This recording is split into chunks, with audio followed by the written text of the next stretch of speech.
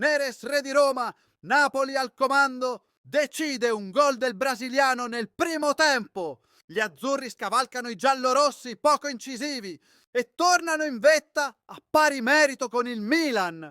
Comanda Napoli e viene quasi da sorridere ripensando a Bologna, allo sfogo di Conte, all'area di crisi. Sono bastate 2 vittorie di fila in campionato per riportare i campioni d'Italia in vetta a pari merito con il Milan. Battuta e spodestata dal trono la Roma, ai limiti dell'impotente, di fronte a una squadra tornata tale. Il 3-4-2-1 con la conferma della stessa formazione schierata in Champions contro il Karabag è una delle chiavi.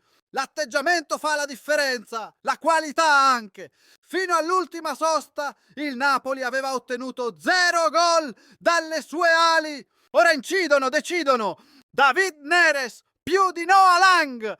È il brasiliano a innescare l'olandese che sbatte su Svilar creando il primo pericolo alla porta giallorossa. È sempre lui a pennellare il cross che Di Lorenzo per poco non sfrutta cercando il gran tiro al volo e dopo una parata plastica di Svilar su conclusione di Lang da posizione defilata è ancora il numero 7 a sbloccare il risultato chiudendo un contropiede da manuale su assist di Højlund come contro l'Atalanta.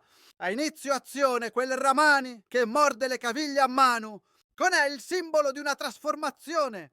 Lo 0-1 all'intervallo è la conseguenza di un predominio certificato dal 60% di possesso palla a favore dei partenopei.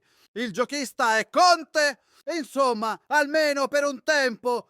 E il maestro Gasperini in tribuna subisce e si infuria. Poi, certo, la ripresa non è un inno al calcio. Il Napoli fa fatica a ripartire, ma non concede quasi nulla, usando anche le maniere forti. E al 90 si prende un po' di gloria anche Milinkovic murando Baldanzi. La festa è tutta azzurra,